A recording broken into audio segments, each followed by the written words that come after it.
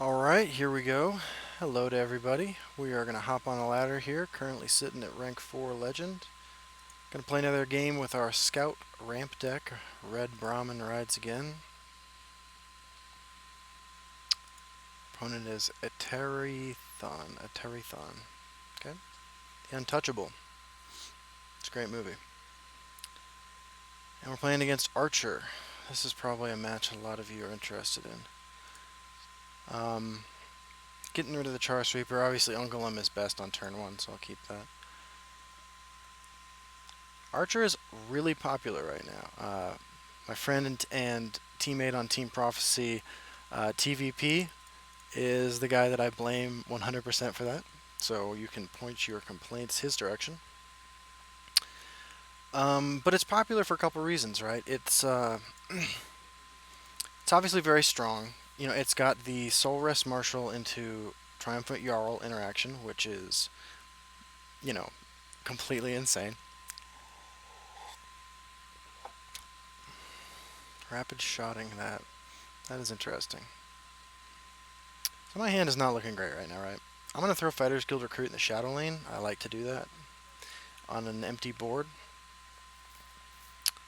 Um, but why else is Archer popular? You know, it did really well in the first Elder Scrolls tournament. Um, it's very flexible, you know. I mean, all of these cards and removal options give you a lot of flexibility. How do we beat Archer? Well, that helps. But how do we beat Archer? I'm going to play this over here, which may seem a little counterintuitive, but the Skaven Pyromancer that comes into play and does 1 damage to everything, I feel like this guy is getting set up to get killed by that with that arrow last turn, so it makes more sense to me to roadblock that and keep him from damaging that. Part of the way I approach this matchup is to make what in other matchups would look like unfavorable trades to avoid the 8 Magicka Reaver that destroys all damaged creatures in a lane, Finish Off, and Leaf Lurker, which are their primary removal sources. It's also important that to remember a lot of these decks, a lot of the Archer decks still run Quinral Burglar, so having an answer to that is pretty important. Like, I'm not going to play the Shadowfen Priest for tempo. I'm going to look to, if possible, shut down one of his big creatures. Also notice I'm ahead by 1 in life right now, and I'd like to stay ahead by at least 1. Well, now we have a dilemma, right? Because I just said I wasn't playing this for tempo. Am I going to play it for a minuscule value over here? Looks like I might not even get the opportunity. What is your plan here? Okay. Nahag leave. Well, that'll be good soon. Wow. I might have to go back on what I just said. Nahag leave is a pretty acceptable answer to Quinral Burglar, and I'm about to fall way behind here. If I Shadowfen Priest that, put that in that lane. My plan next turn then is to drop either Reaper or Nahag leave.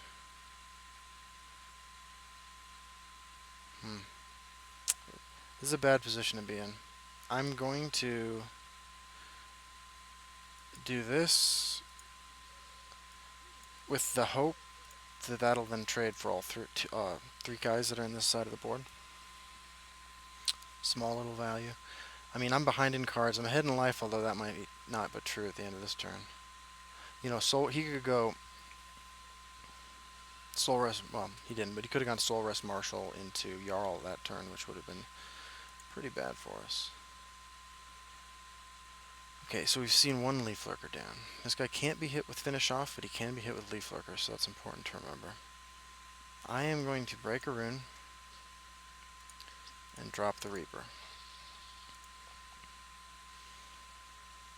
Now he can 2 for 1 with a with a Finish Off, or he can Leaf Lurker it himself after trading in that Leaf Lurker, or he can use a Murkwater Witch. But what he can't do is drop me to a life total below his. I would love for him to attack face right now, but I don't see that happening. It's important to remember that Elena Benach, the red-green unique legendary creature, can kill both these. That is something you need to stay aware of in this matchup because that is an easy trap to fall into, thinking you've got it locked up because you've got the Atronach on the board or something like that, and then not getting there because that thing just fucking destroys it. Okay, that's another way that they can answer this card, so I'm kind of surprised by that. What do? I don't mind that there. I'm going to try to bait out another Leaf Lurker or Silence. It looks like I might be trying to get in on this Iron Atronach as my way to win. I mean, we've seen one Leaf Lurker, we've seen one Earthbone Spinner. And he needs to be careful too, because if he spins the Earthbone too many times, he will go blind, which I don't think you can remove with a silence effect. I think that's just permanent.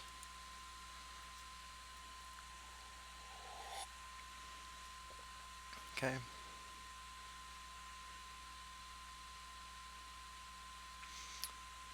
Nimble Ally. I don't want that to work. Good.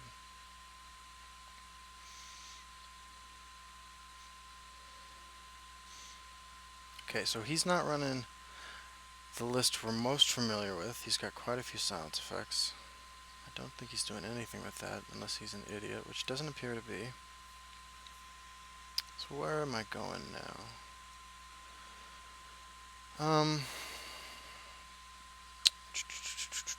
So I kind of like dropping him here, take out two of those, crushing blowing that, swinging here, and then going face with that.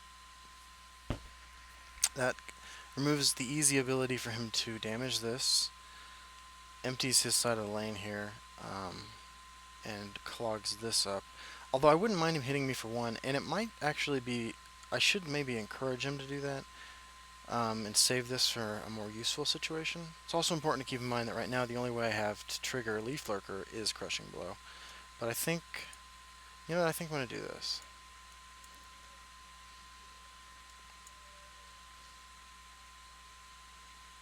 Okay. So if he's running Charis Reaper of his own, throwing this down doesn't do much, and it kills that. I can expect him to kill that somehow. I want him to hit me over here, so I am not going to play anything. I'd like to draw some cards. I'd like to draw a card.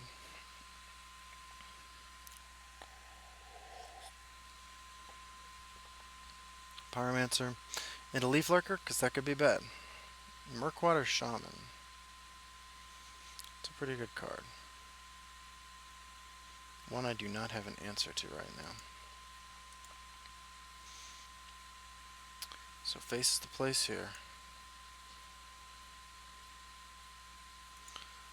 And then I am going to drop this guy. With the curse he's about to get, I have no chance of doing anything useful with this. So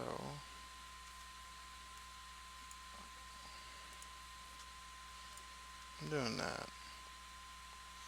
I don't think there's anything that can do 4 damage to this that can't do 6 damage to this. I don't think he's running anything like that anyway. So throwing the Fighter's Guild Recruit down here doesn't seem particularly useful. It seems that if this is going to get executed, I mean not executed, finished off or Leaf Lurkered, it's getting finished off or Leaf Lurkered whether or not I have the Fighter's Guild Recruit there to do anything.